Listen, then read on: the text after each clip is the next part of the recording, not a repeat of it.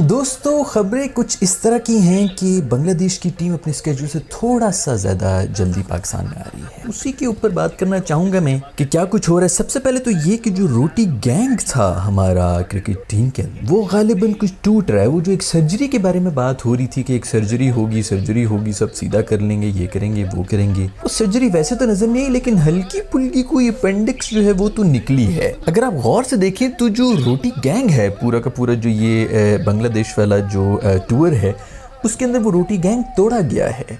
इमामुल हक सबसे जो vital member थे रोटी गैंग के, वो निकाल दिए गए हैं। हसन अली जो कि टेस्ट के अंदर ऐसे आते थे जैसे शहद पे मक्खी आ जाती है, वो बिल्कुल वो तो परफेक्ट सिनेरियो था इस वक्त पाकिस्तान का। सबसे best new ball, old ball, red ball, white ball, injured, replacement, हर लिहाज से जो सबसे बेस्ट सिनेरियो में सबसे निकल के जो बाहर निकलता था सारे ऑप्शंस कैलकुलेशंस करने के बाद, वो हमेशा हसन अली ही निकलता था, जिधर मर्जी के माहौल हुए। हसन अली अब टेस्ट टीम के स्क्वाड में भी नहीं है, तो इसका मतलब है उनको भी काटा गया है। शादाब जो हैं उनको भी निकाला गया है। तो ये जो रोटी गैंग था, शादाब, हसन अली, इमाम और बुग्जी, ये मुझे लग रहा है कि इसके ऊपर तो सर्जरी हो चुकी है। तो मेरे ख्याल में जो सर्जरी की ये बात कर रहे थे वो यही सर्जरी थी जितनी होनी थी। चलो अगर इसकी वजह से कोई लॉबीज बन रही हैं, कुछ ऐसे लोग थे, वैसे देखा जाए तो बातें तो इन्हीं के ऊपर हो रही थी, इमाम के ऊपर ही हो रही थी कि वो भी स्टैट पैडर हैं। शादाब की फॉर्म पिछले 2 साल से नहीं चल रही थी, श्रीलंकन प्रीमियर लीग में उन्होंने स्पिन करा दी है। और हसन अली के बारे में तो पूरी दुनिया वैसे ही परेशान रही है कि भाई ये किधर से वापस अपनी जगह बना लेते हैं। तो कहीं ना कहीं रोटी गैंग का कोई ना कोई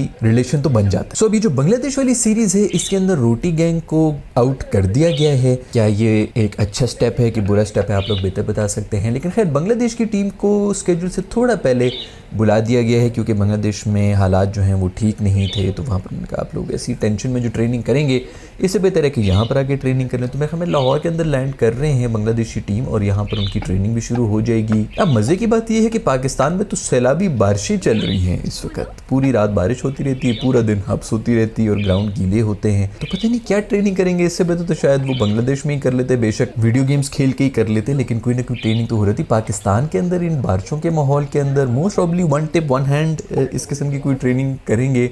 बट खैर बारिशों का भी कुछ पता नहीं है, अभी हो रही है इस हफ्ते, शायद अगले हफ्ते तक तो ठीक ही हो जाए ट्रेनिंग मासूमों की। जैसे नेट वेट में होगी ट्रेनिंग, तो जो भी होगी। लाहौर के अंदर ट्रेनिंग हो रही है। लाहौर का तो सुना है कि कजाफी स्टेडियम में भी कोई काम शाम चल रहे हैं और बड़ी कंस्ट्रक्शन का काम भी हो रहा है। तो खैर इधर मजदूर जो है ईंटें लगा रहे हैं, उधर हमारे बांग्लादेशी जो बॉयज़ हैं वो कवर ड्राइव्स लगा रहे हैं। तो कुछ अजीब सा संगम तो होगा। तो खैर ये सारी खबरें हैं कि बांग्लादेश की टीम थोड़ी जल्दी आ रही है। खैर दूसरी खबरें कुछ ये भी आ रही है, पता नहीं गालिबन शायद मैंने इसके बारे में पहले ही बात की है कि नहीं की है, लेकिन नसीम शाह का एक बयान आया है जिसके अंदर वो ये कह रहे हैं कि भाई हमें जो है वो इंग्लिश नहीं आती है। तो जो भी कोच वोच और जितने भी लोग आए होते हैं वो अंग्रेजी में हमसे बात कर रहे होते, तो हमें तो कुछ समझ ही नहीं आती है कि क्या बात करनी है। एक बहुत बड़ा कम्युनिकेशन गैप है, जिसके बारे में ऑफकोर्स मैं पहले भी बात कर चुका हूँ कि बाकी ये कम्युनिकेशन गैप तो है। और जो भी आपके कोचेज और इस किस्म के जितने भी लोग होंगे वो तो सब यही कहेंगे ना कि यार ये क्या, इनको हमने क्या सिखाना है, हाँ बस यार जो भी है हाँ उसी तरह ही है, जो तुझे समझ आ रहा है उसी तरह करा दे बॉल। तो पता नहीं ये मसला कब हमारा ख़त्म होगा। हमेशा से अंग्रेज़ी के मसले जो हैं गोरों को ही भर देते हैं हम,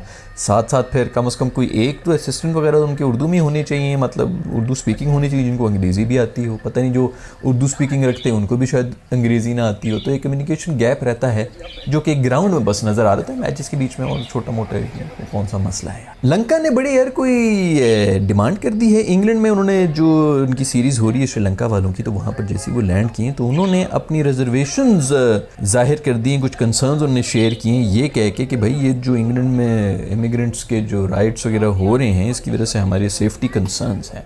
well done Lanka, very well done. बहुत ज़बरदस्त एक गोरों को जो है ना इन्हीं की मेडिसिन दी है, क्योंकि मेरे ख्याल में इन्होंने भी हरकतें की होंगी श्रीलंका आते हुए कि भाई यहाँ पर ये मसला हो रहा है, वो मसला हो रहा है। वो तामिर शाह में जब आए हुए थे या जो भी आए हुए थे इस किस्म की चीज़ें, तो बदला लेने में तो ये शेर है ना हमारे, बस इसी किस्म की कोई हरकतें नहीं कर सकते। पता नहीं कब सीखेंगे हमारे वाले इस किस्म की कोई दिल जिगरे वाली हरकतें, जो कि मज़ा आएगा। तो इंग्लैंड वालों को उन्होंने ये कह दिया कि भाई हमें भी अपनी सिक्योरिटी के कोई मसले हैं, तो हमें तो बड़ा कंसर्न हो रहा है कि हम यहाँ पे किस तरह जो है सेफ़ रहेंगे। इंग्लैंड के अंदर इतने ज़्यादा राइट्स हो रहे हैं, ये वो अब आएगा ना मज़ा।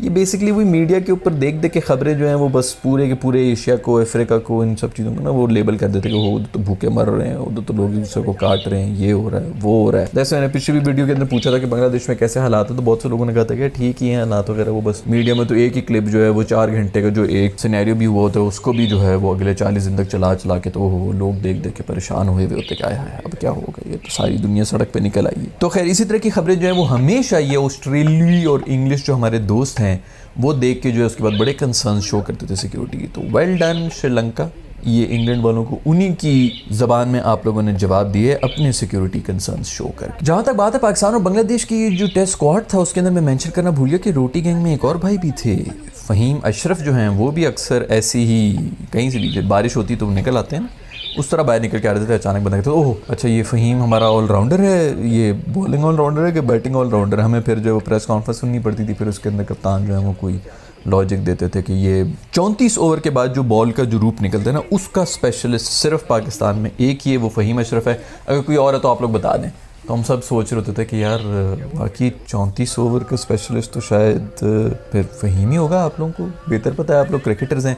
तो फ़हीम को भी बाहर कर दिया जो रोटी गैंग के एक वाइटल मेंबर थे। तो रोटी गैंग पे तो सर्जरी अटैक हो चुका है, इसमें तो कोई शक नहीं है। दूसरा एक और भी भाई वो फीडबैक ये है कि सिर्फ एक ही स्पिनर है पूरे स्क्वाड के अंदर। इसका मतलब ये है कि इन्होंने टर्निंग विकेट्स तो नहीं बनानी, और बांग्लादेश के लिए तो वैसे भी जो है उनकी तो स्ट्रेंथ वैसे भी स्पिन बॉलिंग ही है। जब उधर जाएँ तो वो इतनी फिरकी वाली विकेट्स बना देते हैं और जितने भी बैटर्स हैं वो बेचारी यूं ही तड़प रहे होते हैं, इधर भाग रहा होता है, उधर भाग रहा होता है कि बॉल तो इधर टप्पा गई थी वो उधर किधर चली गई। बैटर्स की ऐसी शॉट्स जो हैं इतनी वाइड वैरायटी की नहीं जाती, इतनी बॉलर्स की जो हैं वो स्पिन इधर उधर जा रही होती है। तो वो खैर अब इन्होंने सिर्फ एक ही स्पिनर रखा है अगर अपने स्क्वाड के अंदर। इसका मतलब ये है कि इन्होंने टर्निंग विकेट्स नहीं बनानी और विकेट्स होंगी प्रॉपर पेसी। ये बारिश वारिश हो रही है, नमी शमी होगी, घास वास ऊपर रहने देंगे, ज़बरदस्त किस्म की पेस निकल रही होगी। टॉस जीत के पहले बॉलिंग करो, 70 के ऊपर ऑल आउट करो। मेरा शीनू आएगा भागता हुआ, मेरा और कौन से हैं fast bowler, Naseem I don't know वो है कि नहीं। खैर ये सारे जो हैं फास्ट बॉलर्स जो हैं वो चढ़ चढ़ के आएंगे, ये यूं यूं सीम हो रही है, स्विंग हो रही है बॉल। पाकिस्तान की पिचेस के ऊपर जो है रिजल्ट निकालने वाली, उनको शानू ने कह दिया होगा भाई मुझे रिजल्ट चाहिए, मुझे पेसर्स चाहिए, इनको हमने स्पिन तो बिल्कुल भी नहीं खेलने देगा। तो ये एक मज़े की चीज़ होगी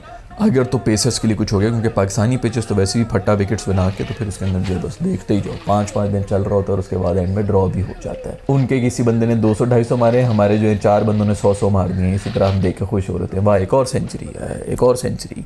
पहले वाले ने टेस्ट सेंचुरी की, दूसरे वाले ने ओडीआई सेंचुरी की, तीसरे वाले ने आके क्विक 100 जो है वो कर दिया, T20 की सेंचुरी भी कर दी है। तो खैर अब मज़ा तो आएगा कि अगर सिर्फ फास्ट बॉलर्स को ही असिस्टेंस मिले। खैर आपका इस सब के बारे में क्या ख्याल है? क्या बाकी रोटी गैंग के खिलाफ सर्जरी हुई है या मुझे सिर्फ लग रहा है? नीचे कमेंट्स में मुझे जरूर बताइएगा। I'll see you in the next video. Bye.